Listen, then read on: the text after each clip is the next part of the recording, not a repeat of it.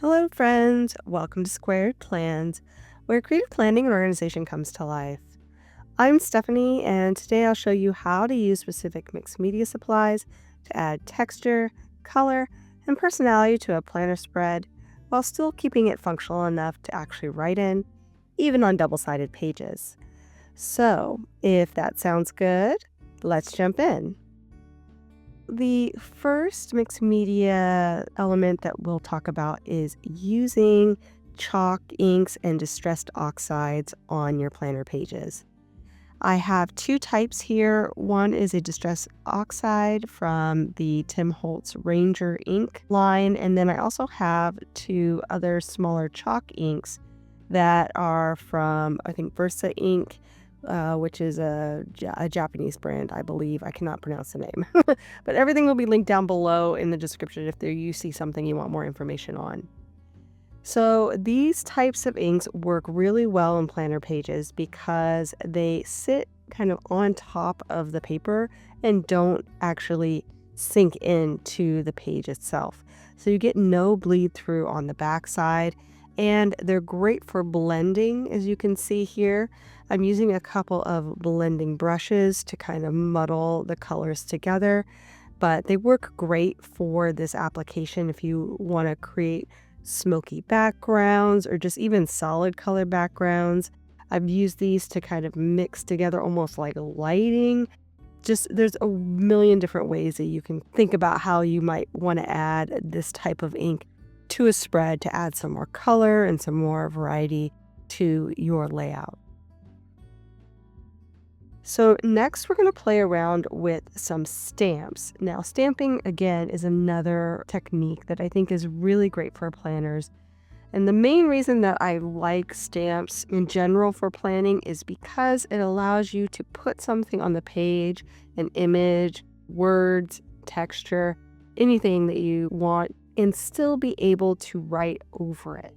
So it's almost like you're coloring the page, but you still have the ability to use those areas where you stamped and inked to fill in your planner pages.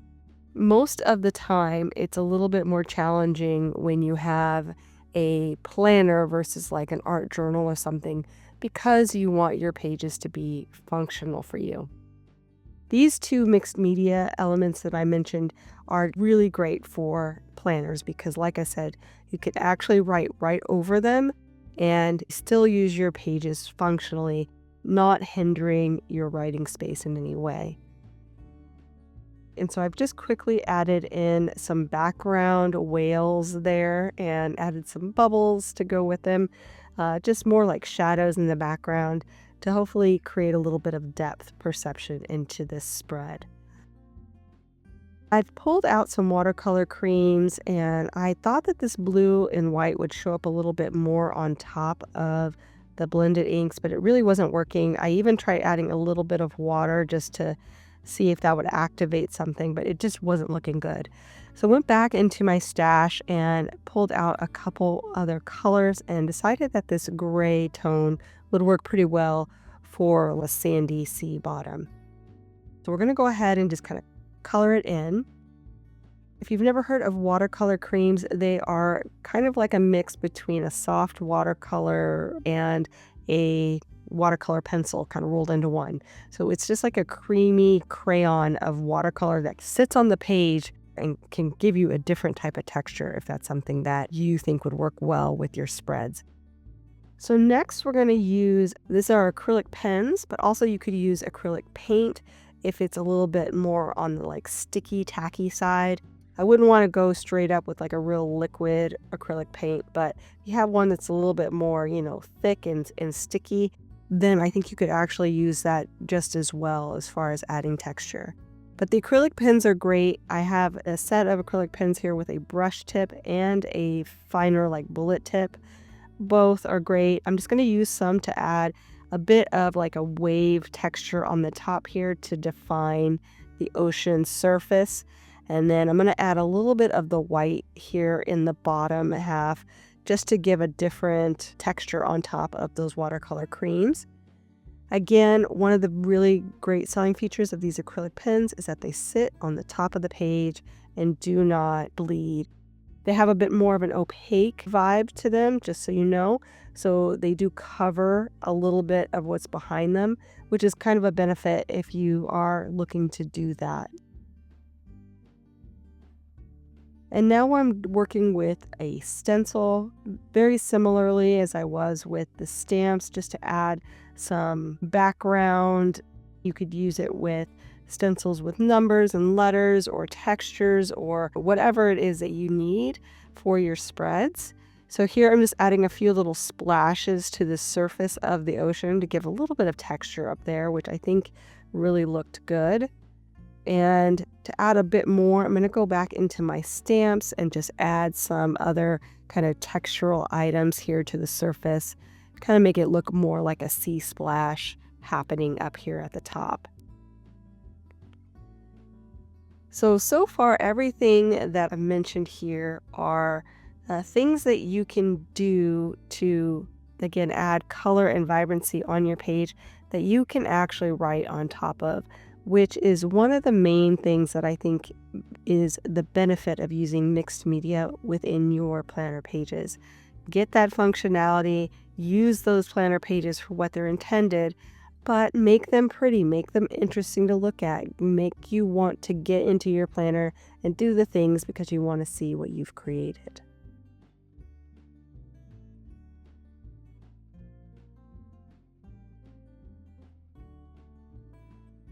So we're going to do a little bit more stamping here. I've got a couple of different stamps set up in circles. One's like a pure, solid circle that I'm going to be using to track my workouts on this spread. So I'm going to put one pretty much in every day. And I wasn't sure where I wanted to put it at first, but I think I'm going to put the circles on top of the ocean surface up here. And then we'll add some other things down below to kind of create that under the sea look. I put in 3 in one of the colors, and I'm just going to try to use the 3 colors I've pulled and mix those up here position-wise and color-wise throughout the top to kind of create some interest up here as well.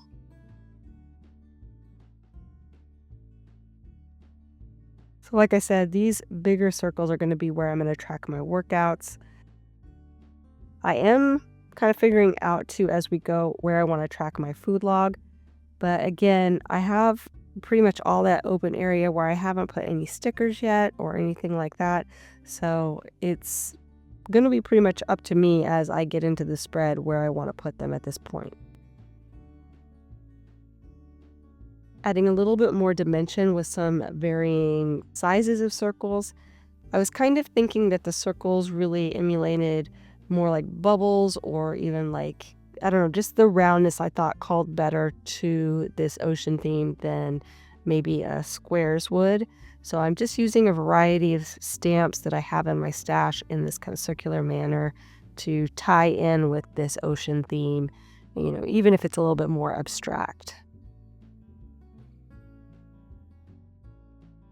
And then I also have one set here of quotes that aren't really that big, but I think it's just enough to really sell this spread a little bit. So I have this one that says, "Everyday life is beautiful," and I just kind of liked that as a simple quote for this theme, and we'll put that in there in the sidebar. I will pretty much be done with stamping, I think, at this point. So the next thing we're going to add in here is a bit more of the acrylic pens. I wanted to overlay the areas where I added in the stencil to kind of blend those in a little bit better to the surface. Kind of got a little bit carried away, I think, at some point, and you start to lose the waves and the curvature. So then I went back in with my white pen to call that back out a little bit more, and I think that helped. I'm also tracing out a little bit of the spray just to bring that into the overall look and feel of the top surface of the ocean. So that's looking good. I did pull out a watercolor pencil that I was hoping was going to have a little bit more oomph to it on top of these blended inks, but you could barely see it. So I decided to just go back to the acrylic markers, which were doing a much better job of kind of highlighting the areas I wanted to highlight, and continue on with that pen. But you can use watercolor pencils or even just regular colored pencils as well for other options as far as mixed media on your planner pages. The watercolor pencils, as is, they also work really well for adding some color onto your page. So next I am pulling out some calligraphy ink, and this is a technique I kind of started doing a few years ago, and I just really like the way that certain calligraphy inks sit on the page. I have a white and a gold that really work perfectly for kind of splattering on the page, but then also drying super fast, not seeping into the paper. So I just did a little bit of a spray, a sea spray, if you will, with an older toothbrush I had in my paint stash. You probably want to use a little bit of a cleaner toothbrush. I think I used that one for some darker paint early on, and I didn't really clean it well enough, but overall you get the idea. So I just put a little bit of that calligraphy ink onto a clear block and then use my finger to kind of increase the spray as I dipped the toothbrush into it. And that works really nice for a fine spray. You can also tap a brush, like a paintbrush, onto the page to get a little bit more fatter, chunkier splatter on your page as well. So a few different ways to use it there, as well as actually, dipping a pen in and writing on the page with it as well. And then I just quickly whited out some of the darker lines within the circles using that same white acrylic pen, and that worked really nicely just to kind of clean those areas up. So I think I have a really good base. So this next step will be to add in some of the decor stickers I had planned for the spread. And since I have those whales in the background, I thought it'd be nice to add one that's a little bit more in the foreground. The book I'm using is one that has an outline on all of the stickers, which I don't want for the spread. I kind of want the stickers to just blend right on top of this, muddled ocean background that I'm having there. So I'm going to fussy cut them out from the trim color that's around them. So I'm just going to do this whale and then do a few other elements in the same way. And I think I'm just going to skip ahead in the video so that you're not watching me fussy cut a bunch of stickers. This is something that I do mention though in a lot of my videos. I do prefer PET stickers for these kinds of applications where the sticker is not transparent, it's pretty opaque and can sit on top of things like this. I just didn't have any in my stash with this ocean theme. But those work really great on top of these blending inks so that you can really get the vibrancy of the sticker still without losing the look and feel of it because of the transparency.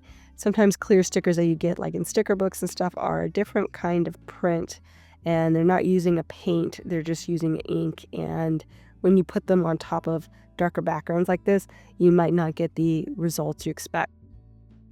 And I just quickly pulled in some of my stat stickers right on top of that blended area at the bottom there, because again, you can write right on top of those blended inks. And I'm just again gonna go ahead and fussy cut. So we'll skip ahead here and I'll just show myself laying down each of the stickers I decided to use after they've been cut.